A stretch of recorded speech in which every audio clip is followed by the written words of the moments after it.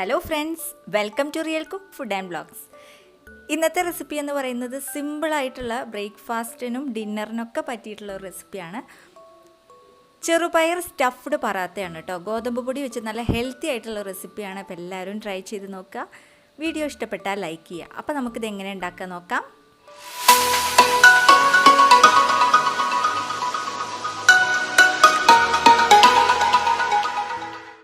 അപ്പോൾ ഈ പറാത്ത എന്ന് കേൾക്കുമ്പോൾ നിങ്ങൾ പേടിക്കണ്ട, ഇത് ചപ്പാത്തി തന്നെയാണ്. ചപ്പാത്തിൻ്റെ ഉള്ളിൽ സ്റ്റഫ് ചെയ്ത് വെച്ചിട്ടുള്ളതാണ് കേട്ടോ ചെറുപയർ. അപ്പോൾ അതിന് വേണ്ടിയിട്ട് ഞാനൊരു 2 കപ്പ് ഗോതമ്പ് പൊടി എടുത്തിട്ടുണ്ട്. അതിലേക്ക് ആവശ്യത്തിന് ഉപ്പ് ആഡ് ചെയ്ത് കൊടുത്തു. കുറച്ച് സൺഫ്ലവർ ഓയിലും ഒരു 1.5 ടീസ്പൂണൊക്കെ സൺഫ്ലവർ ഓയിൽ ഒഴിച്ചു കൊടുത്തിട്ട് നന്നായിട്ടൊന്ന് മിക്സ് ചെയ്തെടുത്തിട്ടുണ്ട് കേട്ടോ. ഇനി ആവശ്യത്തിന് വെള്ളം ഒഴിച്ചിട്ട് ചപ്പാത്തിക്ക് കുഴച്ചെടുക്കുന്നില്ലേ, അതേപോലെ ഒന്ന് കുഴച്ചെടുത്താൽ മതി. ചില സമയത്ത് ഞാൻ ചൂടുവെള്ളത്തിലാണ് കേട്ടോ ഈ ഒരു ചപ്പാത്തി ആയാലും ആലു പൊറാട്ട ഉണ്ടാക്കുകയാണെങ്കിലും അതുപോലെ തന്നെ ഇതുപോലെ സ്റ്റഫ്ഡ് പൊറാത്ത ഉണ്ടാക്കുകയാണെങ്കിലൊക്കെ കുഴച്ചെടുക്കുക. നല്ല ഹൈ ചൂടിലല്ല, ഒരു മീഡിയം ചൂടിൽ നന്നായിട്ട് കുഴച്ചെടുത്താൽ ചപ്പാത്തിയുടെ മാവൊക്കെ നല്ല സോഫ്റ്റ് ആവും. ചിലവർ പച്ചവെള്ളത്തിൽ കുഴച്ചെടുക്കും. അത് എന്നിട്ട് കുറച്ച് സമയം വേണമെങ്കിൽ വെച്ചാൽ മതി കേട്ടോ. പച്ചവെള്ളത്തിലായാലും കുഴപ്പമൊന്നുമില്ല. പക്ഷെ നല്ല ഹൈ ചൂടിൽ വെച്ചിട്ടുണ്ടെങ്കിൽ ഷുഗറൊക്കെ ഉള്ളവർക്ക് പ്രശ്നമാണ്. അപ്പോൾ അതുകൊണ്ട് നല്ല ഹൈ ചൂടിൽ നമ്മൾ ഈ ചപ്പാത്തി കുഴച്ചെടുക്കരുത്, അത് വെന്ത് പോവും. അപ്പോൾ അങ്ങനെ കുഴച്ചെടുക്കരുത്. അപ്പോൾ ഞാനിതാ കുറച്ച് സമയം ഒന്ന് റെസ്റ്റ് ചെയ്യാൻ വെക്കുകയാണ് കേട്ടോ. ഓയിലൊക്കെ ഒന്ന് തടവി കൊടുത്തിട്ടുണ്ട്. അപ്പോൾ നല്ല സോഫ്റ്റായി കിട്ടും. പുറത്ത് നല്ല മഴ പെയ്തുകൊണ്ടിരിക്കുന്നുണ്ട്, നല്ല കാറ്റുണ്ട്. അപ്പോൾ ജസ്റ്റ് ഞാനതൊന്ന് ഷൂട്ട് ചെയ്തെടുത്തതാണ്. ഇനി നമുക്ക് സ്റ്റഫിങ്ങിലേക്കുള്ള കാര്യങ്ങൾ നോക്കാം. അപ്പോൾ ആദ്യം തന്നെ ഒരു പാനിലേക്ക് ഓയിൽ ഒഴിച്ചു കൊടുത്തിട്ടുണ്ട്. ഓയിൽ ചൂടായി കഴിഞ്ഞാൽ നമുക്ക് ഒരു പകുതി സബോള ചെറുതാക്കി ചോപ്പ് ചെയ്തെടുത്തിട്ടുള്ളതാണ് കേട്ടോ. ചോപ്പറിലാണ് ഞാൻ സ്ഥിരമായിട്ട് ചോപ്പ് ചെയ്തെടുക്കുന്നത്. അപ്പോൾ ഈ ഒരു സബോള ഇട്ടിട്ട് നന്നായിട്ടൊന്ന് വഴറ്റിയെടുക്കണം. ആവശ്യത്തിന് ഉപ്പും കൂടി ഇട്ട് വഴറ്റിയാൽ പെട്ടെന്ന് തന്നെ ഈ ഒരു സബോള നന്നായിട്ട് വഴഞ്ഞ് കിട്ടും. ഇനി ഇതിലേക്കുള്ള മസാലകൾ ഇട്ട് കൊടുക്കാം. അതിന് മുന്നേ നമുക്ക് ഇതിലേക്ക് എന്തെങ്കിലും ഒന്ന് സ്റ്റഫാകുമ്പോൾ എന്തെങ്കിലും ഒരു വെജിറ്റബിളും കൂടി വേണമല്ലോ. അപ്പോൾ കുറച്ച് ക്യാരറ്റ് അരിഞ്ഞത് ഇതിലേക്ക് ഇട്ട് കൊടുക്കുന്നുണ്ട്. അതുപോലെ തന്നെ കുറച്ച് ഉരുളൻകിഴങ്ങും രണ്ടും കൂടിയിട്ട്. ഇനി നിങ്ങൾക്ക് ഇതിൽ ക്യാപ്സിക്കം ഇടണമെങ്കിൽ അതും ചേർക്കാം കേട്ടോ. പക്ഷെ അതിപ്പോൾ എൻ്റെ അടുത്തില്ല, അതുകൊണ്ട് ഞാനിത് ചേർക്കുന്നില്ല.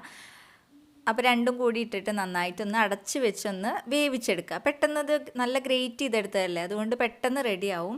കുറച്ച് ഇഞ്ചിയും വെളുത്തുള്ളിയും കൂടി ചോപ്പ് ചെയ്തത് അതും ഇതിലേക്ക് ചേർത്ത് കൊടുക്കുക. അപ്പോൾ ഏകദേശം നന്നായിട്ടൊന്ന് വെന്ത് വന്നിട്ടുണ്ട് കേട്ടോ. നല്ലൊരു മണമൊക്കെ വരുന്നുണ്ട്. ഇഞ്ചിയും പച്ചമുളക് വേണമെങ്കിൽ അതും ആഡ് ചെയ്യാം. ഇഞ്ചിയും വെളുത്തുള്ളിയും എല്ലാം കൂടിയിട്ടുള്ള ഒരു നല്ലൊരു ഫ്ലേവർ വരുന്നുണ്ട്. ഇതിലേക്കുള്ള മസാലപ്പൊടികൾ ചേർത്ത് കൊടുക്കാം. ആവശ്യത്തിനുള്ള മുളക് പൊടി, മഞ്ഞൾപ്പൊടി, അതുപോലെ തന്നെ ഉപ്പ് വേണമെങ്കിൽ അതും കുറച്ച് ചേർത്ത് കൊടുക്കാം. പിന്നെ ഗരം മസാല എല്ലാം കൂടിയിട്ട് നന്നായിട്ടൊന്ന് വഴറ്റിയെടുക്കണം കേട്ടോ. ഈ ഒരു മസാലയുടെ ഒരു പച്ചമണം ഉണ്ടല്ലോ, അതൊന്ന് മാറുന്ന വരെ നമുക്കിത് വഴറ്റിയെടുക്കാം. അപ്പോൾ പലരും എന്നോട് ചോദിക്കുന്നുണ്ട് ഈ ഒരു അതിൻ്റെ ഇടയ്ക്ക് ഇതാ ഈ ഒരു ചെറുപയർ ഞാൻ വേവിച്ച് വെച്ചിട്ടുണ്ട്, അത് ഇതിലേക്ക് ചേർത്ത് കൊടുത്ത് നന്നായിട്ടൊന്ന് ഇളക്കാം. അപ്പോൾ കുറച്ച് പേര് എൻ്റെ അടുത്ത് കമൻറ്റിൽ ചോദിക്കുന്നുണ്ട് കേട്ടോ ഈ ഒരു PGN നോൺ സ്റ്റിക്ക് വെയറിനെ കുറിച്ചിട്ട്. അപ്പോൾ ഈ ഒരു നോൺ സ്റ്റിക്ക് വെയർ ഒരു 5 സെറ്റാണ് ഇതിൽ വരുന്നത്. അപ്പോൾ അതിൻ്റെ റിവ്യൂ ഒക്കെ ഞാൻ മുന്നേ ചെയ്തിട്ടുണ്ട്. ഇപ്പോഴും അതിൽ കമൻറ്റിൽ ആൾക്കാർ ചോദിക്കുന്നുണ്ട് ഈ ഒരു പാനിനെ പറ്റിയിട്ട്. ഇപ്പോഴും ഞാനിതാണ് യൂസ് ചെയ്യുന്നത്. ഒരു ഡാമേജും വന്നിട്ടില്ല കേട്ടോ. അപ്പോൾ നമ്മൾ സൂക്ഷിച്ച് ഉപയോഗിച്ചാൽ മതി. 5 പാനിന് എത്രയോ 1300 അങ്ങനെ എന്തോ ആണ് അന്നത്തെ റേറ്റ് ഉണ്ടായിരുന്നു. ഇപ്പോൾ അത് അത്രയും ഇല്ല, 1100 രൂപയ്ക്കൊക്കെ ഇപ്പോൾ കിട്ടുന്നുണ്ട്. അപ്പം നല്ല ക്വാളിറ്റി ഉള്ള ഒരു പ്രൊഡക്റ്റാണ്. ഇപ്പോഴത്തെ എങ്ങനെയെന്ന് എനിക്കറിയില്ല, അന്ന് ഞാൻ മേടിച്ചപ്പോൾ നല്ല ക്വാളിറ്റി ആയിരുന്നു കേട്ടോ. ഇപ്പോഴും ഞാനത് യൂസ് ചെയ്യുന്നുണ്ടെങ്കിൽ നിങ്ങൾ പല വീഡിയോസിലും ഈ ഒരു പാന് കണ്ടിട്ടുണ്ടാവും. അപ്പോൾ കുറച്ച് പേര് ചോദിച്ച കാരണം ഞാനതങ്ങനെ കമൻറ്റിൽ പറഞ്ഞതാണ് കേട്ടോ. അപ്പോൾ ഈ ചെറുപയറും ഉരുളൻകിഴങ്ങും ക്യാരറ്റും എല്ലാം കൂടി നന്നായിട്ടൊന്ന് ഉടച്ചെടുത്തിട്ടുണ്ട്. ഇനി ഇതിലേക്ക് കുറച്ച് മല്ലിച്ചപ്പും പുതിനയും ഉണ്ടെങ്കിൽ ചേർത്താൽ മതി, ഇല്ലെങ്കിൽ കുറച്ച് വേപ്പിൻ്റെ ഇല ചേർത്താൽ മതി കേട്ടോ. അപ്പോൾ ഇതെല്ലാം കൂടി നന്നായിട്ട് മിക്സ് ചെയ്തിട്ട് ഇത് നമുക്ക് മാറ്റി വയ്ക്കാം. ഇതിപ്പോൾ റെഡി ആയിട്ടുണ്ട്. സ്റ്റഫ് ചെയ്യാനുള്ള മസാല റെഡി ആയിട്ടുണ്ട്. ഇനി നമുക്ക് ചപ്പാത്തി ഒന്ന് പരത്തിയെടുക്കാം. അപ്പോൾ ചപ്പാത്തിയുടെ ബോൾസൊക്കെ ഞാൻ മാറ്റി വെച്ചിട്ടുണ്ട് കേട്ടോ. ഇനി നമുക്കിത് ഓരോന്ന് കുറച്ച് പൊടി ഇട്ടിട്ട് ഇങ്ങനെ പരത്തിയെടുത്താൽ മതി. ഇതങ്ങനെ ഷേപ്പ് വേണമെന്ന് നിർബന്ധമൊന്നുമില്ല ഈ ഒരു ചപ്പാത്തി പരത്തുമ്പോൾ. കാരണം നമ്മൾ സ്ക്വയറായിട്ട് ആണ് നമ്മളിത് മടക്കിയെടുക്കുന്നത്. അപ്പോൾ ഒരു ചപ്പാത്തി റെഡി ആയിട്ടുണ്ട്. അതിലേക്ക് നമുക്ക് ഫില്ലിങ് റെഡിയാക്കി കൊടുക്കാം. ആ സമയം കൊണ്ട് എവിടുന്നോ ഒരു ഉറുമ്പ് വന്നിട്ട് ഇതിൽ കയറിയിട്ടോ. അപ്പോൾ ഇനി ഇതിലേക്ക് ഫില്ലിങ് ഇട്ട് കൊടുക്കുകയാണ്. നമ്മുടെ സ്റ്റഫ് ചെയ്യാനുള്ള ചെറുപയർ അതുപോലെ തന്നെ ക്യാരറ്റ് എല്ലാം കൂടിയിട്ടുള്ള മസാല ഇതിലേക്ക് ഇട്ട് കൊടുത്ത് മടക്കി കൊടുക്കുക. സ്ക്വയർ ഷേപ്പിൽ മടക്കിയാൽ നമുക്ക് കുട്ടികൾക്ക് കാണാനൊരു വെറൈറ്റി ഉണ്ടാവും ചെയ്യും. അവർക്ക് ഇഷ്ടാവും ഈ ഒരു ഷേപ്പ് കാണുമ്പോൾ തന്നെ. പതുക്കെ പരത്തിയെടുത്താൽ മതി കേട്ടോ, അല്ലെങ്കിൽ ഇത് പൊട്ടിപ്പോവും. ഇപ്പോൾ ചെറുപയറൊക്കെ നിങ്ങൾക്ക് ഇങ്ങനെ പുറത്തേക്ക് കാണാൻ പറ്റുന്നുണ്ട് അല്ലേ.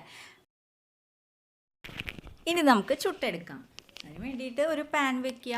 ഈ പാനും നേരത്തെ പറഞ്ഞ ആ ഒരു പ്രസ്റ്റീജ് അല്ല പീജിയൻ ആ ഒരു കോംബോയിൽ ഉണ്ടായിരുന്നതാണ് കേട്ടോ.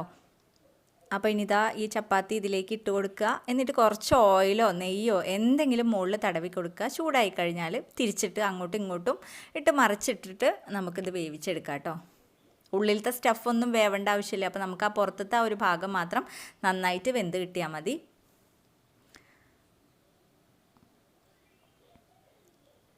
അപ്പോൾ സ്റ്റീലിൻ്റെ ഇത് ഉപയോഗിക്കുന്നതുകൊണ്ട് കുഴപ്പമില്ല, പക്ഷേ ഇതുമ്പോൾ തട്ടരുത്. ഈ ഒരു പാനിൻ്റെ മുകളിൽ തട്ടരുത്. തട്ടിക്കഴിഞ്ഞാൽ ഒരു ചൂട് കൊടുക്കാൻ തന്നെ തട്ടിക്കഴിഞ്ഞാൽ പെട്ടെന്ന് തന്നെ അതിൻ്റെ ആ നോൺ സ്റ്റിക്കിൻ്റെ ആ ഒരു കോട്ടിങ് ഉണ്ടല്ലോ അതിങ്ങോട്ട് പോന്ന് കിട്ടും കേട്ടോ. അപ്പോൾ പിന്നെ ഇത് വെറുതെ ആവും. അപ്പോൾ അതൊക്കെ ശ്രദ്ധിക്കണം. നമ്മൾ മരത്തിൻ്റെ കൊണ്ട് ഉപയോഗിക്കണം.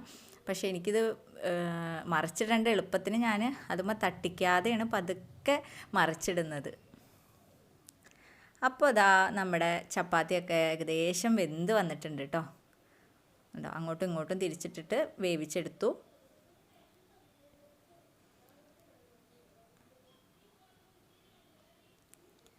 അപ്പോൾ നമ്മുടെ സ്റ്റഫ്ഡ് പറാത്ത റെഡി ആയിട്ടുണ്ട്. നല്ല എളുപ്പമാണ് ഉണ്ടാക്കാൻ. അതുപോലെ തന്നെ കുട്ടികൾക്കൊക്കെ ചെറുപയറൊന്നും കഴിക്കാത്ത കുട്ടികളുണ്ടല്ലോ, അവർക്കൊക്കെ നല്ല ഇഷ്ടമാവും ഈ ഒരു പറാത്ത. അപ്പോൾ അത് ആദ്യത്തെ റെഡി ആയിട്ടുണ്ട്. ബാക്കിയുള്ളതും ഇതേപോലെ ഞാൻ അത് പരത്തിയെടുക്കുന്നുണ്ട് കേട്ടോ.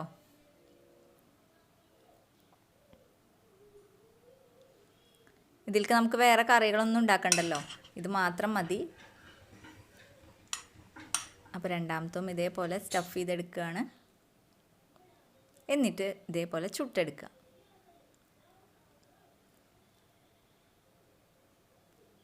അങ്ങനെ നമ്മുടെ ചെറുപയർ സ്റ്റഫ്ഡ് പറാത്ത ഇവിടെ റെഡി ആയിട്ടുണ്ട്. അപ്പോൾ എല്ലാവരും ഇത് ഉണ്ടാക്കി നോക്കുക. ഈ ചെറുപയർ കഴിക്കാത്ത കുട്ടികൾ, അതുപോലെ തന്നെ വെജിറ്റബിൾസ് ഒന്നും കഴിക്കാത്തവർ എല്ലാവർക്കും ഈ ഒരു റെസിപ്പി, ഈ ഒരു പറാത്ത ഇഷ്ടപ്പെടും. എല്ലാവരും ട്രൈ ചെയ്ത് നോക്കുക. നിങ്ങളുടെ അഭിപ്രായങ്ങളൊക്കെ അറിയിക്കുക. അതുപോലെ തന്നെ വീഡിയോ നിങ്ങൾക്ക് ഇഷ്ടപ്പെട്ടിട്ടുണ്ടെങ്കിൽ ലൈക്ക് ചെയ്യാൻ മറക്കരുത്. ഫ്രണ്ട്സിനൊക്കെ ഷെയർ ചെയ്ത് കൊടുക്കുക. സബ്സ്ക്രൈബ് ചെയ്യാത്തവർ സബ്സ്ക്രൈബ് ചെയ്യുക കേട്ടോ. അപ്പോൾ ഇനി അടുത്ത ഒരു കിടിലൻ വീഡിയോ ആയിട്ട് വരാം. Thank you for watching.